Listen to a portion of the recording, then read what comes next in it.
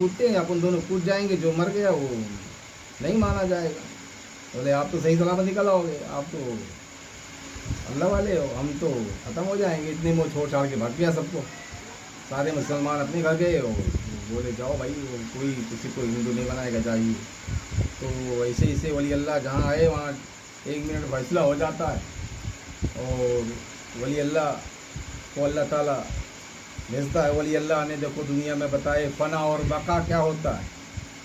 फ़ना माने शरीर फ़ना हो जाएगी, मट्टी में मिल जाएगी, लेकिन जब साबिर पाक अपने जनाजे का नमाज जब खुद पढ़ाए,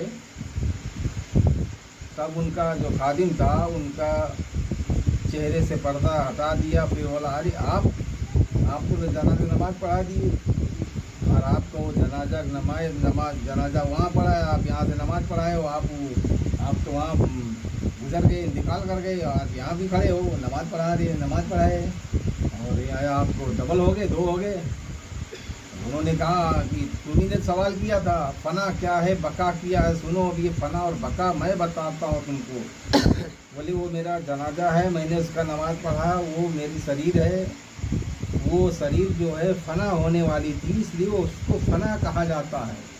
और बका माने मैं बाकी था, मैं बाकी हूँ, बाकी रहूँगा, क़यामत तक बाकी रहूँगा, हमेशा ज़िंदा रहूँगा, हमेशा कहीं भी आऊँगा जाऊँगा, मेरे लिए कोई वो नहीं है, मैं ज़िंदा हूँ, मैं ही बाकी हूँ, इसी को बका कहते हैं।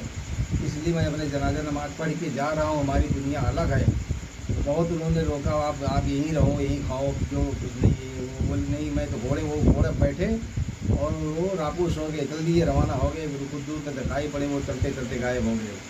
तो उसी को फ़ना और बका कहते हैं। इंसान को वली अल्लाह ने फ़ना बका बताया, सब कुछ बताए, इंसान उस पर अमल करे। दुनिया में क्या है,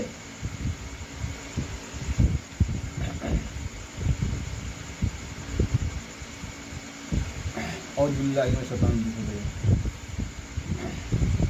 खुदा के नबियों और रसूलों के साथ मुसलमानों के अक़ीदे रखने चाहिए। रसूल कैसे होते हैं? रसूल अल्लाह सल्लल्लाहु ताला के